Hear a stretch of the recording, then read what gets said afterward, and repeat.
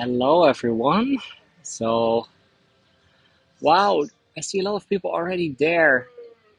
Very early. Hi, Tish, and hi, Rosie. Hi, Antje. Welkom, man. Hi, Leslie. Hi, Beth. Hi, Susan. Hi, Virginia.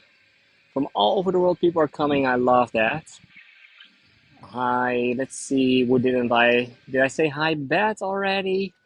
So, some people are playing some music over here.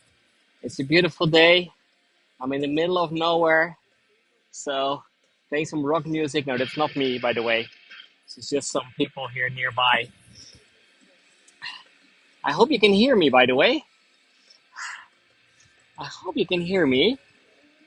So it's always the question if you can see and hear me at the moment. Hi, Carol. Also welcome. Some people are playing rock music over here. It's just here on the side. Officially not allowed, but yeah, hey, this is Amsterdam. You can hear me. Oh, that's good. That's good to hear. We're starting in some minutes from now with the official tour. And I'm just in my old hood. Hi, Natalie. Also, welcome. If I didn't name you yet, hi, Trisha. If didn't name you yet, then sorry for that because I don't see all the members. Hi, Dolores. You hear me? And I think a lot of music also. Earlier, they were playing mellow music.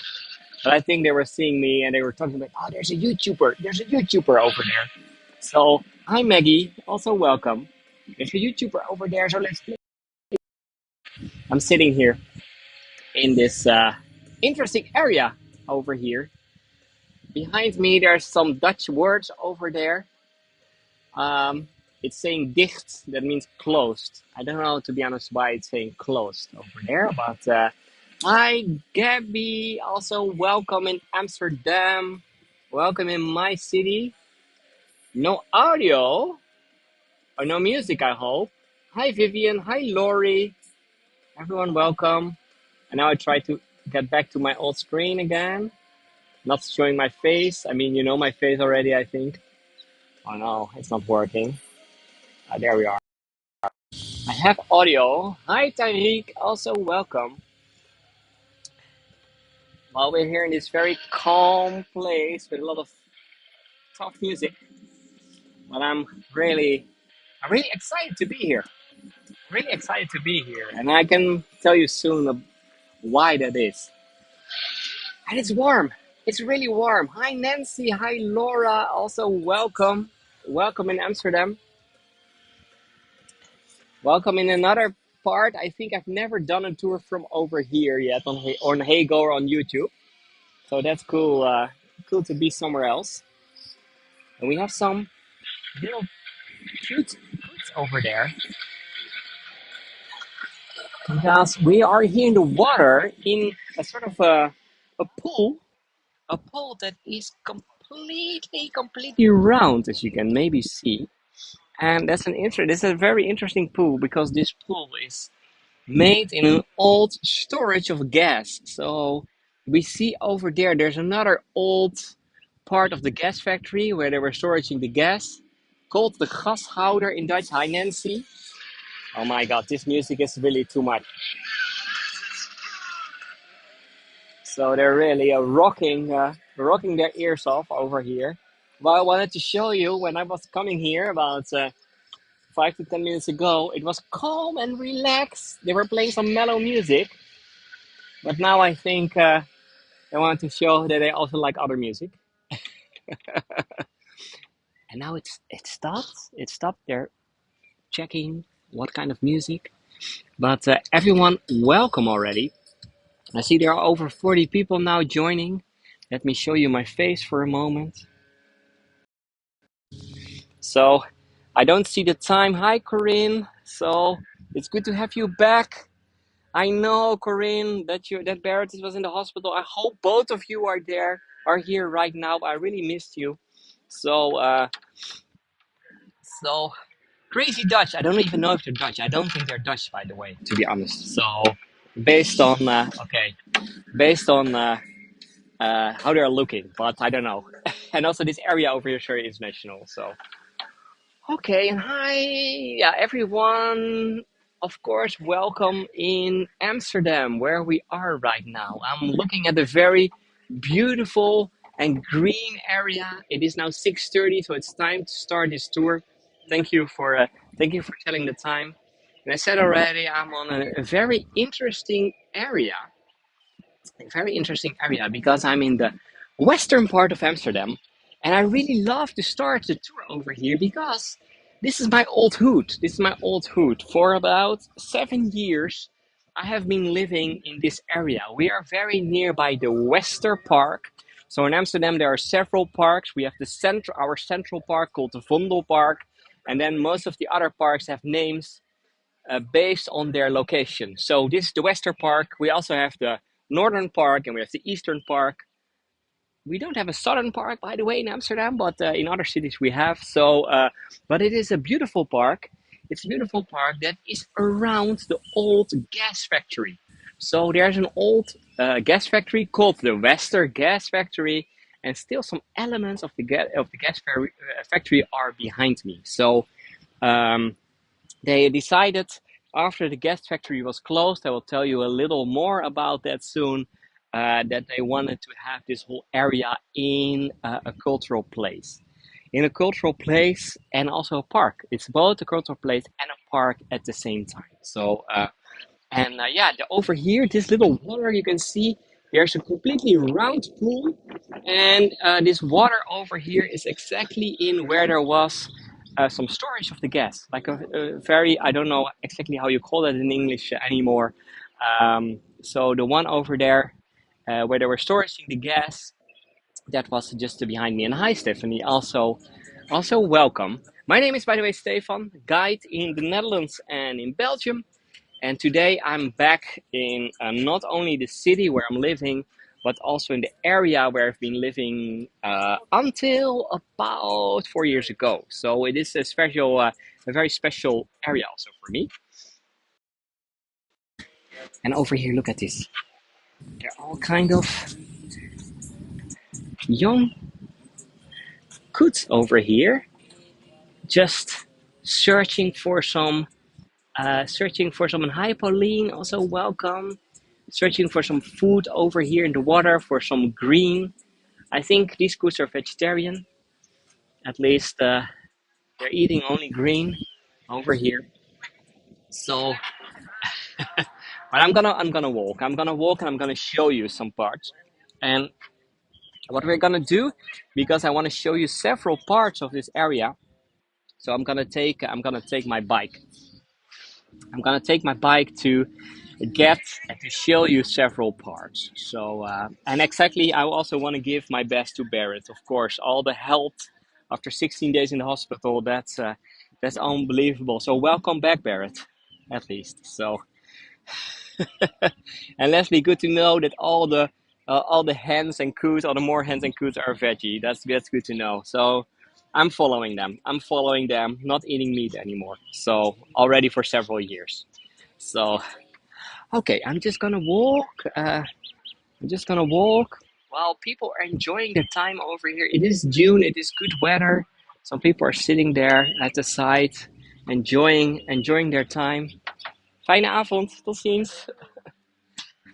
And what I'm gonna do? We're not gonna stay too long over here in the park. We're gonna take my bike. I have this bicycle today. Sorry, I don't have my blue Delft bike today because that needs some repairs.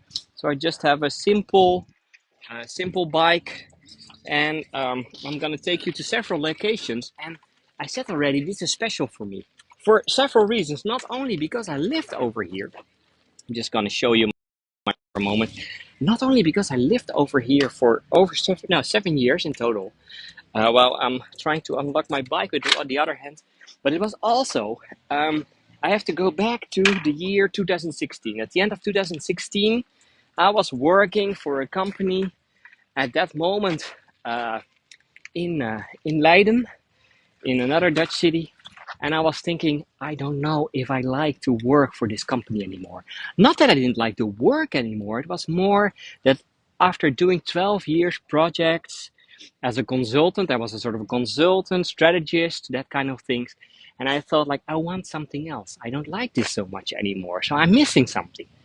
So what I started doing, while I was still living here, literally 3 minutes walking away from here, I started doing bicycle tours. I started doing bicycle tours literally next to my house, with at first with my second, third, fourth, and fifth bike. Because as a real Dutch person, you don't have one bike. No, you have more bicycles. So I started with my own bike, then got some extra ones.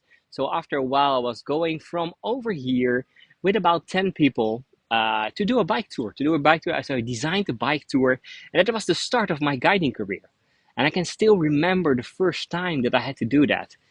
And I was so nervous. Unbelievable. So nervous because I had 6 people who booked my bike tour, and I was like, oh no, now I have to do it. So I learned a complete script out of my head with several locations and things, and I was really worried about my English level because my English was not so good at that time. So I'm talking about the end of 2016. Oh, I saw red, by the way. You didn't see it. That's good. Uh, the end of 2016, my English was not so good, so I was literally so nervous. I was sweaty and everything. And then I started to do my first tour, and then in the end, I got my guests, and I had 6 guests. One group of 4, one group of 2. The group of 4 turned out that they were from Paris. So English was not their first language. And then the 2 others turned out they were from Spain. So English was also not their first language. So for me, that was really relief that I didn't have to tour immediately with someone from the US or from England or from Australia. So I was sort of feeling more native than than they were. So that was really for me a good start. So I started over here. So also my first bike tours were over here, starting in this area. So, but I don't do these bike tours anymore already since COVID. So. I may be a little rusty on some parts, but I still think I can do this. And there was also the time before I was doing virtual tours. I didn't even hear about it at all. So that's all from later. So what are we gonna do? I'm gonna take my bike because then we areas. I'm now gonna change the screen and we're gonna cycle. You can see me over here. I'm cycling. We're going to the right, and you see that we are in the heart of a residential area called Amsterdam West, of the Staatsliedenbuurt in Dutch. And then over here at the side, it is wonderful. Look at the sun today. And then over here we have other parts of the gas factory. And for this gas factory, we have to go back to the 19th century. In the 19th century, Amsterdam was growing very fast. Was growing very fast, and all the neighborhoods here at the right, all the neighborhoods around the old city center are from the 19th century. And the 19th century was not only a time where there were still a lot of poor people living over here, but it was also the time that there were all kind of new things. It was the time of the industrialization, the time that all kind of new things started to become normal, like central heating in some houses, the richer ones. But also, one of the things is that in the city they started everywhere to place lanterns to have lights on the street. And for these lanterns, they were using gas. They were using gas. And at that moment, the gas they were using, they knew how to make that. And they were doing that in this factory over here. So the main reason of this factory, the Wester gas factory, we also had the Easter gas factory, by the way, in the eastern part of Amsterdam, but was to make gas out of coal. So they were shipping coal here on the terrain, by train, by the way, shipping coal on the terrain by train, and they were making gas out of coal. And to be honest, nowadays we can still do that, but it's a very dirty business. It's a very dirty way of doing that. So for about 100 years, in this factory that we see over here, this beautiful factory, they were making the gas mainly for the street lights in the city of Amsterdam. And they were doing that until the 1960s. Until the 1960s. And what happened in the 1960s is that in the northern part of the Netherlands, they were finding gas in the ground. And the gas in the ground in the province of Groningen, that's where it is. The gas in the ground was a lot cheaper than to make gas out of coal. So soon after that, it became too expensive to make gas out of coal. So they stopped doing that, and this factory over here was closing. 1960s, factory was closing, and then for about 30 years, nothing happened. Nothing happened, and then the city was growing further and further. And in the 90s, the local government over here said, like, we have to do something. We have to do something with this beautiful area because there is a park nearby, and now we don't have anything. There were just fences all around, and nobody's using this area. And one of the reasons why they had fences over here, and by the way, over there you see the train, that's the train from Amsterdam to Haarlem. Um, why did they have fences? Because the soil over here was completely poisoned. Poisoned because of all the coal that they stored over here and the gas that they were making. And by making gas out of coal, you're also having a lot of chemicals that you're using. And in these times, 19th century, they were just letting it into the ground. So still nowadays, under here, there is a soil that is very dirty and polluted. But what they did in the 90s, they said, like, we have to do something with this area.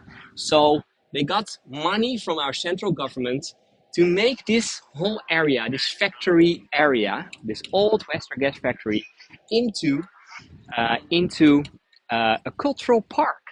So they said, like, okay, what can we do with something like that? They were looking at Germany, and maybe some of you have been in Germany, in Berlin. In Berlin, you have a famous old brewery in the eastern part of the city called um, the Kultuurbrouwerij, and they were thinking they were thinking they can do the same over here. And yes, it worked. It worked very well. So they cleaned up the soil, costed millions and millions, and they restored all the buildings after 30, 40 years of not using. So there was a lot of restoration, and then they placed the first cultural institutions over here. And nowadays, this is a very, very interesting place, a very hipster place nowadays, and all the areas, all the buildings of the old gas factory are in use. So, for example, over here we have at Ketelhuis, the kettle house. So here was the kettle to make coal out of the coal out of the gas out of the coal. And this is nowadays a cinema, an art house cinema. And at the right side, there are theater places. There are places where they're making a television. There is a microbrewery, all that kind of thing. So it's nowadays one of these places in Amsterdam where a lot of people are coming to. And the interesting thing is that because of restructuring this whole area, making this cultural place, and you can see how popular it is over here. Look at the number of bikes, by the way. And yeah, this is live, Trudy. Welcome. This is completely live. So no video this time. I know, but look at the number of bicycles. This is from all the people that are here on the terrain because there are a lot of activities and things that are happening over here. So it is really nice how they restructured the whole area. And the interesting thing is that because of the Western Gas Factory that was opened in 1997, that the whole area around became so popular that the house prices tripled. The house prices tripled in only 10 years, and now it's even 5 times more than it was in 1997. So, a kind of a success, you can say. But while standing over here, all kind of information that I was telling before about this area is coming back. Um, so there's one interesting thing. So when they started restructuring all these buildings over here, so over here, by the way, we have the tiny building. That is the office. Nowadays, one of the best places to have cake in Amsterdam. If you're coming ever here, come to this place to have the best cake of the city. No, but when they were starting to restructure the building over here, they found out that the walls were built and the roof. I'm just gonna for a moment, but they found out that you have the building, so you have all the walls like we see on here on the side. And what they found out that the roof of these buildings were placed on top, but they were almost loose. So on the buildings, you have the walls, and then they were not attaching the roof to the walls. I'm just asking you, why do you think they were not attaching the roof to the walls? Because there was a reason that they didn't do that. And that reason goes back to the old days when they were building this factory. So, and good morning, aren't you? We are in Amsterdam. So, we are in Amsterdam. I'm now cycling a little. Wow. Just asking a question. And I see flooding, I see explosions, and yes, Leslie, you are completely right. It has to do something with making gas. If you have gas, imagine you're making gas over here out of coal. And what can happen with gas if you have some fire with it? It can explode. So what you're doing if you, let's say, if you connect the roof to the walls, then in case of an explosion, the whole building will be blown up. But if you're not doing that, then literally the roof will be blown off and the rest of the building will still be there. So that was a very smart, it was a very smart way of designing to make sure that in case of an explosion, and there have been two explosions, by the way, and in these two explosions, part of the building, part of the roof was destroyed, but the rest of the building was still there. So a very smart way. Okay, thank you for help. Always love to. Also, oh, I was trying to. I don't know what they're doing over here, but let's go into the park. The park. By the way, over here we have the offices of the gas factory. So there are also people working in the office nowadays. This is a hotel, by the way. So it's all not what it was before anymore. So, and Gabi is asking, were people dying younger because of the low air quality? Yes, for sure. In the 19th century, Amsterdam was a dirty city. It was such a dirty city that at that moment, the planners of the city were saying, we have to make some more green spaces. So one of the things is this park over here, this park called the Wester Park, was one of these green spaces that they were designing to make sure that people at least had some nature and some fresh air. And at that moment, it was still really, really a dirty city. And let me go over here to the little water because over here there's one of my favorite statues in the city. The interesting thing is that if you're living in Amsterdam, there are statues everywhere, literally everywhere. But the one over here is one of my favorites. And I don't know if you recognize what this is. I don't know if you reckon it is very peaceful for sure, but if I'm zooming in, I think you can see it a little better. So what do we have over here? It is sort of yeah, what is it? It is sort of a lady without a head. But to be honest, this is a floating dress. Think about the wedding dress. And it's floating and you can maybe see that if you're looking at the dress, and exactly, there's always a seagull on top. That's the king of the Wester Park over here. The seagull on top is the king of the Wester Park, always there to have a better view. And this floating statue is a very interesting story because it was originally made by two artists that were working over here in the 90s in the area just behind me. And thank you, Pauline, for the tip. But that's the only tips I can see via YouTube. You can also use my Buy Me a Coffee or also the PayPal. But of course, I'm also happy with other things. And look at, by the way, the big. Oh, there's a new king. Long live the king! There's a heron now on top. Wow, this was really cool to see this. So, wow. There's now a big heron up top. We have a lot of herons over here in this area. So no, there's a new king in the Western Park. This heron over here. No, but for this statue,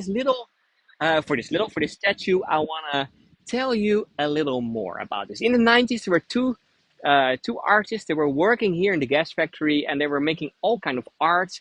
And then one day they started making, and they were thinking about making dresses, making wedding dresses, as their new way of making statues. I'm just gonna and thank you, Lynn. What they were doing. So these artists. So I'm just gonna show you my face together with the statue at the back. What they were doing, these ladies, they were buying up old wedding dresses because they were artists. They were not so rich. Buying up old wedding dresses, placing them somewhere in their room, and then what they were doing, they got. And you can maybe see that if you're looking behind me, it's now turning a little. It looks a little like a big. It looks a little like a big candle. So, and yes, they used the wax of the candle. What they did is they placed the wedding dress next to them, and then they were holding a candle and then doing all the wax while firing the candle over the wedding dress. So literally, the wax was dripping down over the wedding dress. They were letting it dry, and then after a while, they had a beautiful statue, a beautiful statue. So, and they did that. They did not do one, but they had about 11 of these statues, 11 of these statues in total. And thank you for also for it. Of course, I'm grateful for everything. So, and they did that. 11 statues they had, and people loved it. So several cities in the Netherlands and Belgium were asking to have these statues in their city. But the artists were saying like, yeah, they're very vulnerable because they were only from wax, so we can only let them in the water. So there was a very successful exhibition in the 90s in the city of The Hague. And then also the city of Ghent in Belgium was saying like, we also want that. And maybe some of you have been with me in Ghent. It is also a city with a lot of water. And they were placing it over there in Ghent. And that was in the summertime. And I'm saying summertime. And then in Ghent, there were some very hot days in the 90s. And these statues, they were made from wax. So you can maybe imagine what was starting to happen.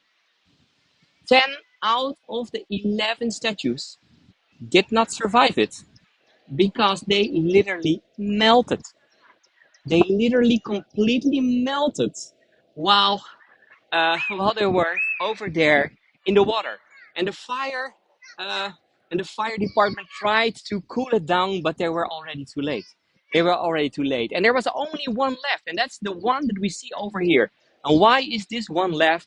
Because this one was damaged before. This one was a little damaged, so the artists were deciding, let's bring this one home to repair it, and then at the end, the other 10 are destroyed. So this is the only one left. So later on in the 90s, the city of Amsterdam said, like, we want this statue, but of course we don't want it from wax anymore because that can melt. So they remade it from a very light plastic variation, and nowadays it is floating every year here in the Western Park in summertime, only in summertime, and at the end of the season. That's a good thing to know. At the end of the season, they're removing it because then it is now June. It is, you can see on the shoulders of the dress, it's already getting a little filthy. And you can maybe also imagine why it's getting filthy. It's getting filthy because of all these animals on top that are pooping over there. So this heron and other kings of the park, they're pooping on it. So at the end of the season, it's almost completely brown, and then they have to remove it. Okay, I'm just going while we have some more herons over here. A lot of young herons in this city or in this park. Okay. Yeah, they were just they were artists. They were just asking for Pauline. They were sorry, Noreen. They were asking for used wedding dresses. So they got them from friends, and people are saying like, we don't use it anymore. So you can use it for your for your project, for your art project. And of course, it's quite cool if you're, I mean, if you don't use your wedding dress anymore and it's coming back as a statue made out of wax. Wow. I would, I mean, I don't have a wedding dress, but if I would have one, then I would do the same, I think. Okay, we're going through the park. I hope you're enjoying it while we have these little Amsterdam cars right over here. Look at this. There can be 4 people inside if necessary. But I'm cycling a little more. It's a beautiful evening, so a lot of people are picnicking over here. We also see a lot of people on the bikes and the main form of transportation in Amsterdam. Um, but I will take you to another area, my favorite part of Amsterdam. I mean, I love this park, but there's another area. Oh, look at the little dog over here. Looks a little like the dog of John, isn't it? Just to give you an idea, this is the Amsterdam way of transportation. So, on your bike with the dog in the basket in front of you, this is how we Amsterdammers are doing this. Okay, but I'm going to the other side of the street because there is more to see. There's a lot more to see. And thank you, Vivian. Thank you, all the other people. And look over here at the side. Beautiful Wester Park. And then over here we have a very tiny place where you can have the best Chinese food in town. And it became a little too popular in the last years. When I lived here, they were just opening. Nobody was coming here. And it became one of the most famous places in Amsterdam. So, okay, we have to wait here for the red light. By the way, we're going from the 19th century area of Amsterdam into the old city center, back from the 19th century to the 17th century. So I'm just waiting, like what you normally have, all these bike lanes. Also, look at the other side, by the way. How many people? It is around rush hour, so there are a lot of people now going home. It's of course a beautiful day, so okay. Hopefully, the person in front of us did uh, the button, because otherwise we have to wait forever. ET. And by the way, on top of there's a very interesting statue. Oh, it's green. Sorry, statue will be another time. I'm now gonna cycle again. I have to focus a little on the roads. Going to the left. Welcome in the Amsterdam bike traffic. This is not even that busy. It's green again, so we can go. We're going over the water, and this water was originally the water that was protecting Amsterdam from the 19th. We're now going from the 19th to the 17th century, so coming in the old city center. And I'm just gonna get a little more. Hopefully, you can hear me well because it isn't windy. It's always windy over here. You have to be careful with people going to the left and the right and the left and the right. Okay, I'm just going here on the square. By the way, this is the only square in Amsterdam where I ever got a fine from the police. And it was not only me, I had some guests with me. And I was saying to them, you can cycle here on the square, and that's officially not allowed. So that was too bad. And this is, by the way, one of the most favorite parts for kids, and not only for kids, by the way, also for dogs, to play over here with the fountains. So I'm just gonna park my bicycle over here, just to give you some beautiful views because it's a beautiful day. So here in front of us, we have the fountain. We have also this beautiful gate in front of us. And this is, okay, it is not the Arc de Triomphe. It is just a gate that is from the start of the 19th century, built on the place where originally the gate was, that was where you had to enter the city of Amsterdam. And the gate over here is called the Haarlemmer Gate. or the Haarlemmer Gate. Because if you're going just into this direction after about 20 minutes by car, you will be, or by train, about 1 hour by bike, you will be in the city of Haarlem. And as you maybe know, Amsterdam, New Amsterdam, Haarlem, it was all related to the 17th century in the time that, oh, and look how beautiful these, it's really interesting, these fountains over here. But yeah, the city of New York, New Amsterdam, but also the area of Haarlem is originally named after Haarlem, what we have over here. So in New York, there are a lot of names, about 70 different names of streets and areas and even beaches are named after originally Dutch names. And just Haarlem is one of them. Okay, I'm just gonna get a little further because I'm already talking too much. Oh, I have to. Oh, it's so beautiful over here. I see that my shoelace is loose, but yeah, I don't have time to fix that.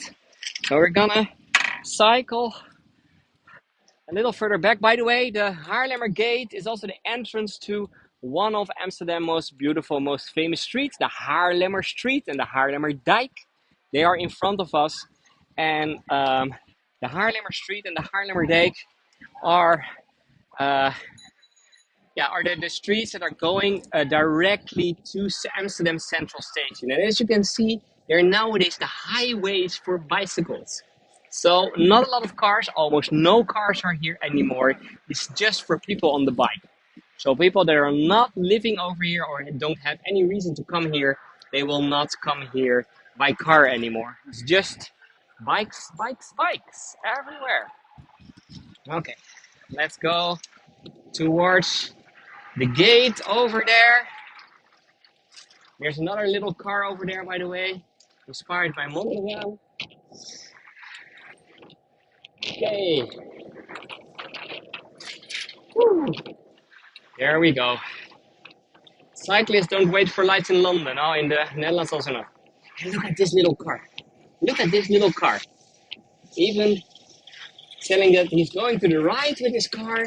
These little cars are only, you can only use them if you are disabled or old or disabled, if you cannot walk so well anymore in Amsterdam. Then you can have that car and you can park everywhere for free. So, okay, I'm just going here. Sorry. I'm just going here to the right. And hi, Ronnie Lynn, also welcome. You can see it's beautiful weather, so a lot of people are just enjoying their time over here in the sun. And then I'm coming over here on one of my favorite spots of Amsterdam. When I started living in Amsterdam, I said like I wanna live over here one day because yeah, we see now a lot of kids. Normally there is almost nobody over here. This is just kids from the school over here. But I wanna just give you a little an idea of the area over here. So at the right side, you can see over there are the train tracks, And when I'm saying I'm in the canal district, you would maybe not even, you need even believe me because it is so calm and relaxed over here. But yes, we are over here in the canal district with some houseboats over here. And at the other side, we have some canal houses. We have quite wide canals over here. And why it is a lot more quiet over here compared, despite the school now, the Dutch school that's coming out. I know what it is, by the way. All these kids, it's not a school, it is something else. We have a Dutch tradition. We have a Dutch tradition that every year, I just had to think about this. Every year in June, a lot of people, what they're doing, a lot of kids, what they're doing, they're gonna do the 4 days of walking. So 4 evenings, they are walking 5 or 10 kilometers, and they're doing that throughout the whole city. Starting on yeah, yeah, starting on Tuesday, Wednesday, Thursday, and Friday. 4 days of walking, and a lot of kids are doing that. So that's what we're seeing right now over here. So a lot of kids are going and walking here over the bridge. So I didn't know exactly the route over here, but what you see over here is, I think, a beautiful area of the city, and uh, a little hidden area of the city because it is hidden behind the train tracks that I was showing before. Originally, it was connected, but when they were building the trains in the 17th century, they decided to uh, uh, bye bye. A lot of kids are knowing what I'm doing, of course. So no, but it was for a long time. It was a busy part of the city, but after the train tracks were placed over here, it changed completely. And then over here, I'm standing here next to this beautiful drawbridge. This beautiful drawbridge, as you can see. And I really, really, really love these drawbridges because it's giving me a little the feeling that I am a kid again. So, and I have to tell you one thing about it. I'm just gonna show you my face. Um, when Stefan was a little boy, he was growing up in the city of Gouda. And the city of Gouda, you know it from the, most probably you know it from the cheese, but also next to the city of Gouda, there are some beautiful lakes. It's called the Reewijkse Plassen. If you have been in the Netherlands, you maybe know them. And what happened on days like this, me and my friends we love to go to play outside. And when we were 10, 11, 12 years old, a lot of us were going, well, these kids are still going over there. We love to go to a drawbridge nearby the little lakes, the lakes of Reewijk. Because on a day like this, it was also a moment that a lot of Dutch people wanted to do some sailing. I wanted to do some sailing. So they were going, oh, just wave to him. Hi. Uh, no, um, so the Dutch people wanted to do some sailing, and we were getting there, hanging out next to a drawbridge like this. It was a little smaller version, but it looked almost the same like this. So, and why were we doing that? Not only because we could jump in the water, we could swim a little, we could have make fun. No, also because we loved to open these drawbridges, like the one over here, for sailing boats that wanted to go to the other side. And I can tell you a little about how that works. So imagine. Wait, I'm just gonna close my. Sorry for one moment. Just gonna close my back. Imagine. I'm just gonna show you. I'm just gonna show you. Imagine that somewhere from there, there was uh, there was a sailing boat coming that wanted to come to the other side of the bridge, but the bridge was closed. So, of course, the person on the sailing boat could maybe open it themselves, but we were standing over there, so we were helping. So, what we were doing at first, we were closing it for traffic. That was step number one. Then, step number two is over here in the middle. There is a lock. We have to unlock it. Sorry, I didn't bring the key, but we have to unlock over here this area over here. You have to unlock it so the bridge can open. And the interesting thing of these bridges is they are drawbridges. And from the area over here, you see there are two parts. And from the area over here, we have a big part here at the back. They need to do some restorations, but this area over here is quite heavy. So there's a block over there that is exactly as heavy as the deck of the bridge. So the bridge deck over here. So it is completely in balance. And what you have to do to open this bridge, you can do that by hand. And how you're doing that is at the end of the heavy part on top. You have a cord, and at the end of the cord, there is this ring. And you maybe imagine what I'm gonna do with this ring. So I'm just gonna change the screen again. Moment. So what I was doing as a little kid, and at that moment, it was me and my friends together. We were hanging. We were literally hanging on the cord to open the bridge. And to be honest, I was heavy enough. I'm not so heavy. but I was heavy enough to open this bridge just with my weight. So with just some extra weight, the bridge was starting to open. So it is a little hard to explain it completely. Sorry, I don't have the key to open it right now, but it of how our bridges are working. And then imagine it is completely open, so the sailing boats can go to the other side.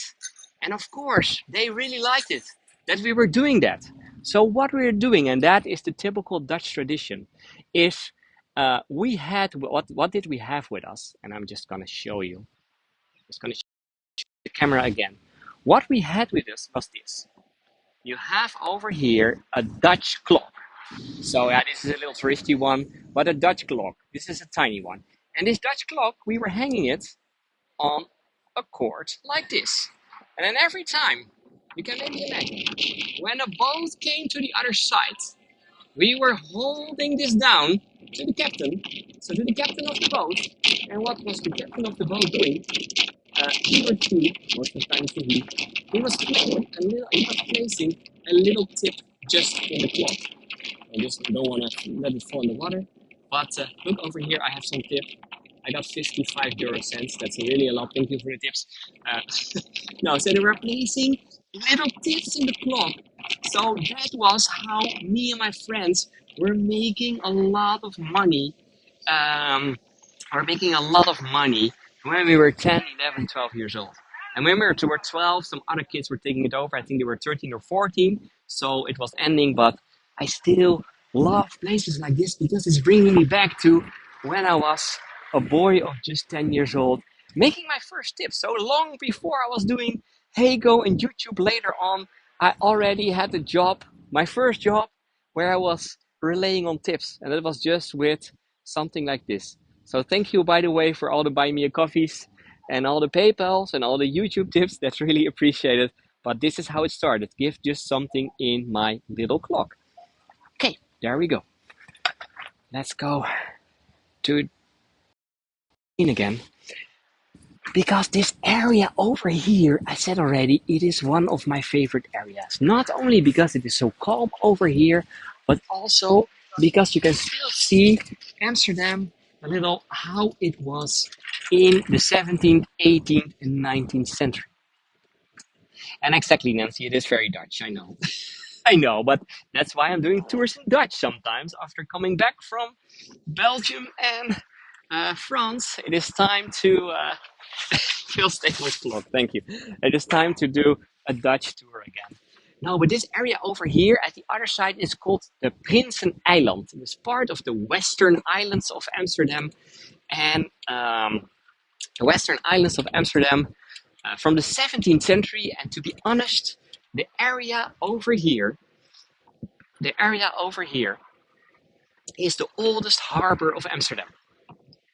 The oldest harbor of Amsterdam that was built in the 17th century already. So 400 years ago, one of the first big harbors was built over here. And originally, what we see over here, we have these beautiful buildings at the other side with the red shutters. And these buildings over here originally were not used to live.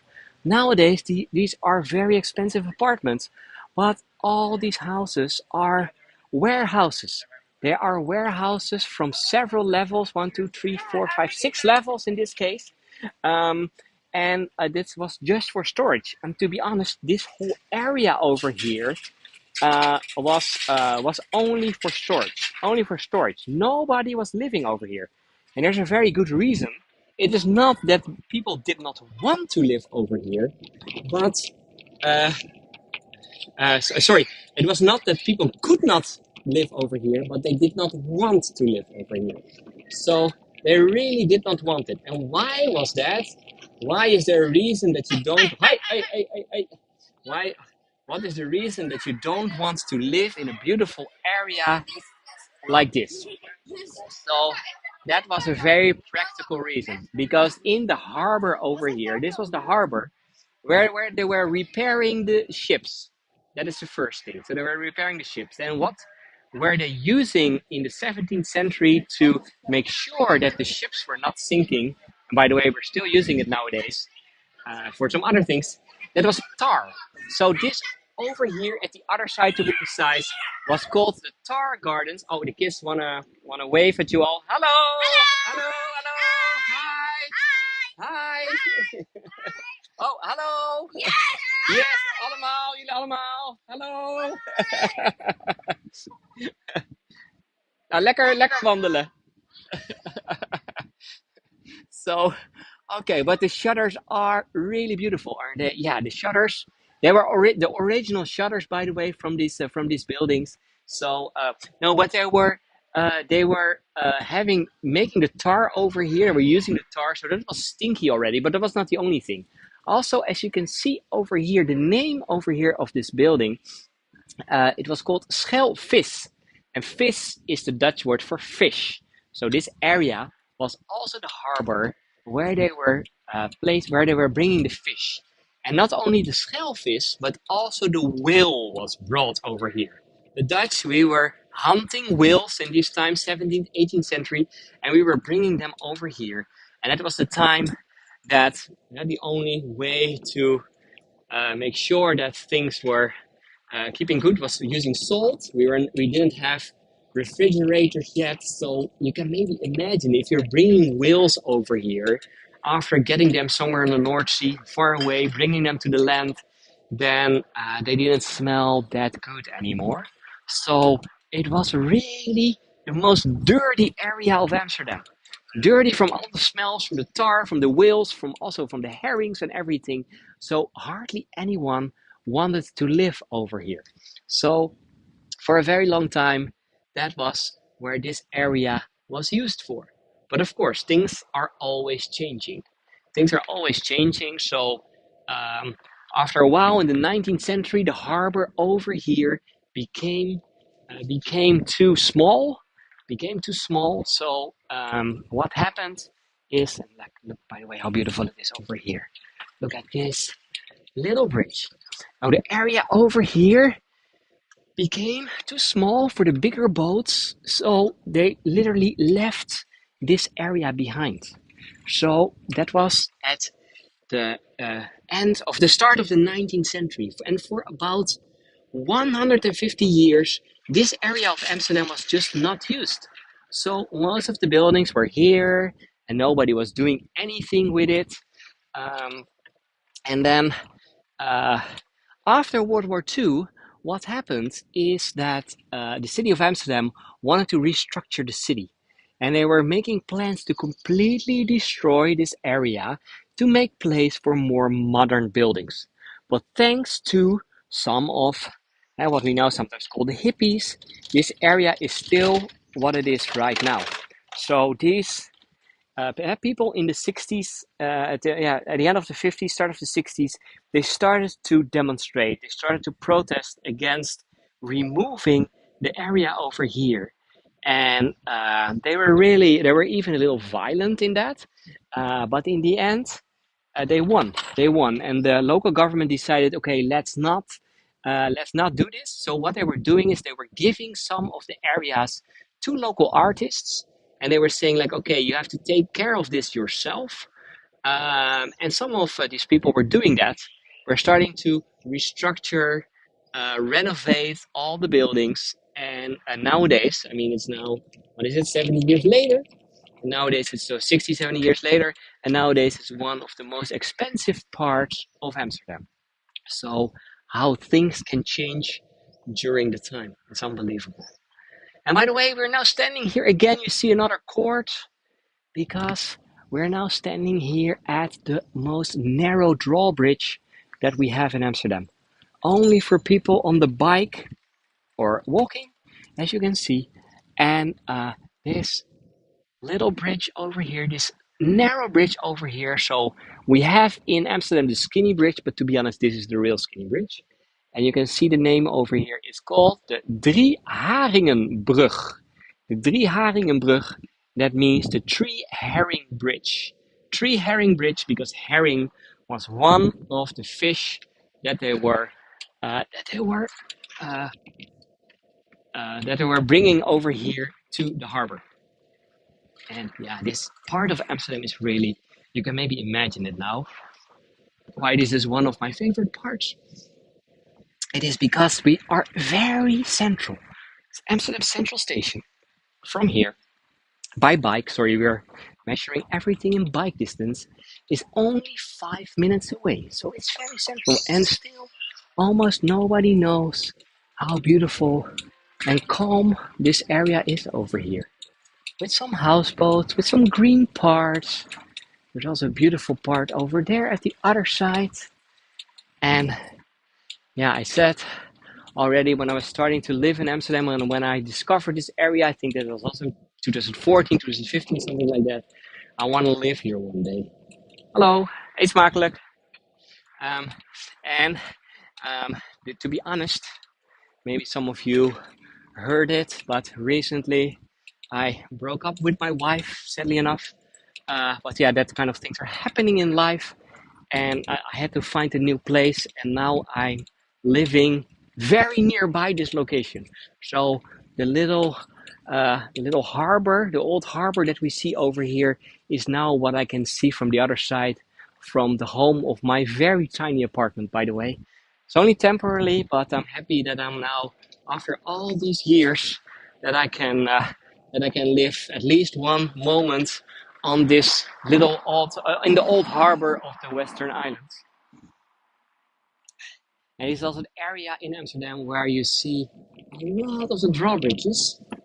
So, and then over here, and as I think, looking at the time, the last part that I want to show you. Over here we have a row of houses, beautiful row of houses, and yeah, sorry to hear that. Of course, these kind of things are happening in life. It's now already about 1.5 months ago that we decided this, so it's getting a little easier. Although, of course, it's not that easy. Um, but this is the houses over here are called the 13 captains' houses. So we have to go back to the start of the 17th century. In the start of the 17th century, of course, we had a lot of seamen and captains in the city of Amsterdam, and um, some of them were living over here. And what I really like about these, not only that they're in such a good condition, but also the beautiful gable stones that you can see over here. So over here we have the Red Lion, for example, and at the neighbors we have Saint Saint Peter, and we have, well, I think you can understand what this is. Noah's Ark. So another beautiful gable stone. So there are a lot more over here, and almost every of these captain houses have these beautiful gable stones. And then, so 17th century houses, all of them, in a really beautiful, beautiful design. Nowadays, if you want to buy this, by the way, about I think 4 years ago, one of these little houses was for sale. It's 4 levels in total, 4 or 5 levels, and it was for sale for 2.5 million euros. So I think now it's maybe even 3 million per house if you want to live over here. So, and then there's one little thing that I want to show you. I'm just seeing it at this moment. You don't see it everywhere anymore. But if we look at the house here at the right, so and I'm then going to almost the top floor. I'm just going to zoom in a little. Let me zoom in. You can see they're sticking something out. They're sticking something out of the window. And when I'm coming, I just cannot zoom in more than this, but you can maybe see what this is. What is sticking out over there just on the top of this window? That is, if you didn't recognize that, that's a little mirror. There's a little mirror sticking out over there. And why do people have a little mirror over there? That's because these houses, these canal houses in Amsterdam, if you're going through the door, you have very, very, very steep stairs. So you're going through this door, for example, here at number 4, and then after that you will have some stairs that are extremely steep. You can see someone standing there at least. So that's not, by the way, a doll. That's not a real person. Uh, but the stairs in Amsterdam houses are so steep. So you can maybe imagine if you are there on the third level, if you are in maybe your bedroom or whatever it is what you have in that part of your house, and someone is ringing the bell, then you don't want to go down the whole way. Nowadays we have Ring and all that kind of systems. But in the old days, what were people doing? They were just they were just placing a little mirror like the one over here, and with this mirror they could see who was at the door. So really, really, really beautiful. Oh, I have to be careful for the. Oh, I'm not door. No, I'm not dying. Hopefully not. Hopefully not. Okay. There's an ambulance and some police over here, so I don't know. Just let's go because there's a hello. There's a second row of the captain's houses over here, and as you can see again, they are beautiful with gable stones again. You can also see over here the house in the middle. There's a big gable stone over there. Oh, I'm now doing the wrong button. Oopsie. Oh, there's a big gable stone over there called In het Anker. That means in the anchor. So it's also related to yeah, exactly. If if it's not going well, at least there's an ambulance now nearby. No, but it's going well. It's going very well. Don't worry. Don't worry. Say- I'm really happy that I can still do these tours and have so many people who are supporting me and are helping me with all kind of things. So even in some darker times, I'm really happy to provide these tours because it's also what I love to do. So and yes, do they have got hooks on tops of the houses? Yes, of course, Leslie, they have. I mean, you just have to look at the side over here. Look at every house, every house.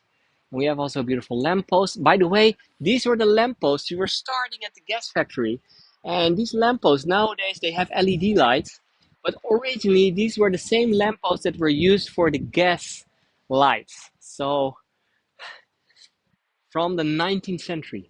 But as you can see, all of these Amsterdam houses they have a beam and a hook just to get all your storage up. Nowadays only used for if you are moving in or moving out of your house. So okay, let's also go over here. And again, I mean, in this area, it's unbelievable. There are drawbridges everywhere. The one over here cannot be opened by hand anymore. The one where we started, and also the Three Herring Bridge, they can still be opened by hand. I know that because I've been doing tours over there, and it's happened several times that um, I had to help someone from the government by opening the bridge. So, and Nancy is asking, does anyone install elevators in these canal houses? Yeah, that's a good question. They don't. They don't, because all these houses over here, all these old canal houses, they are protected. They're protected, and that means that you cannot change anything in these houses. So you have to live with it. So that means I've been living myself. Also, I was saying at the start, I was living in Wester Park. I was living at that moment at the fourth and fifth floor, the fourth and fifth floor. So I had to go all these very steep stairs just to the top. I'm just at this last part of the tour. I had to walk all the way to the fourth and the fifth floor, but most of the people in Amsterdam only have one floor. So what in the area where I was living, almost all the houses on the ground floor, that's where older people were living. So they didn't have to climb all these crazy steep stairs. And then all the upper floors were for younger people. So I was used to climb all these floors to go to the top. So but yeah, these houses are heavily protected, so you're not allowed to place an elevator in there. So But yeah, to be honest, also one of the other things you have to understand that if you're living in Amsterdam in one of these, I mean, the canal houses are beautiful, but at the same time, and they are also very expensive. But at the same time, you have to understand that you're living in a sort of a museum. So if you're living in a canal house in Amsterdam, you're not allowed to do anything on your house, not from the outside, also not from the inside. And you have to go to a commission to check all your plans that you have with your house, and only if they approve your plans you're allowed to change things. So, and a lot of times they will not approve. So that means that you have to live with it. So living in a museum, but yeah, still, of course, you're living maybe on the canal district, maybe in one of the most beautiful parts of Amsterdam. So I would still not complain, but it is not the most luxury, to be honest. So um, I'm now talking already about over an hour. So that means that the time is over. If there are some last questions, and I see Laurie is asking not even redo an ancient kitchen or bathroom. That depends a little. It depends a little if you are living in a house and if your kitchen or your bathroom is still the style of, let's say, the 18th century, then it's protected, then you cannot just change it. So then you have to use your 18th century kitchen. Yeah, but of course it also has some. And these 18th century kitchens, by the way, they are even more for Dutch people. They're very, very small. So, but yeah, it is you're living in a beautiful house at the same time. So don't complain about that. So I hope you enjoy these kind of Amsterdam tours from me again, because I haven't been doing a lot of Amsterdam tours recently after Belgium and France and all these World War One. And but I hope you still enjoy when I'm just showing some parts of the beautiful city where I'm living, and now even very nearby my house. So thank you all for joining. I don't know exactly what will be the next tour that I will be doing. Maybe already this weekend. So after all these tours in the last 6 7 days, I have to think about what I'm gonna do right now. So, but thank you for all the support, also from people that are sponsoring me monthly with a membership, but also if you're just giving me some lovely words or a donation via it can be in different ways. So buy me a coffee, just give you or give buy me a coffee in my little in my little clock, or a PayPal donation. That's all, so I can keep on doing this tour. So um, thank you for joining today. I'm gonna do, of course, a lot more tours. There's a lot in the making. Also, I'm now in the little more in the designing project again. And oh yeah, I'm gonna do next week. Next week it is the birthday of Anne Frank, so I'm gonna do two of the Anne Frank tours about her early life and also the last walk that I've been doing a little more often. So, but there's a lot more. There's a lot more to come. There's a lot more inspiration and things. So just to give you an idea, only this week, based on several of you are on my Facebook group. So I got already two ideas that were already somewhere in my mind, somewhere on the list, because I have long lists of things that I want to show. And one of it is to go to the reclaimed lands of nearby Lelystad to show you one of the old Dutch ships, the Batavia, named after our colony in Indonesia, in what now is on Java, and now is Jakarta. So I was thinking like, yeah, that's on my list. I have to do a tour over there too. So that's gone on my list to the top. And not only that, thank you, Tish. But also there was another idea, I think, from Tariq to go to Rotterdam, to go to the Cube houses. That's also an amazing idea, because I've been several times in Rotterdam, but never in the Cube house yet. So that will also be higher on my list with ideas. So it will all come. It will all come. So thank you again for joining. I hope to see you again another time. And if you are not following me yet, just there's somewhere on YouTube a way to to subscribe to my tours, to subscribe to my channel, and I hope to see you again. Okay, bye bye. Oh, and then the stop button, I never can find that thing. Bye bye.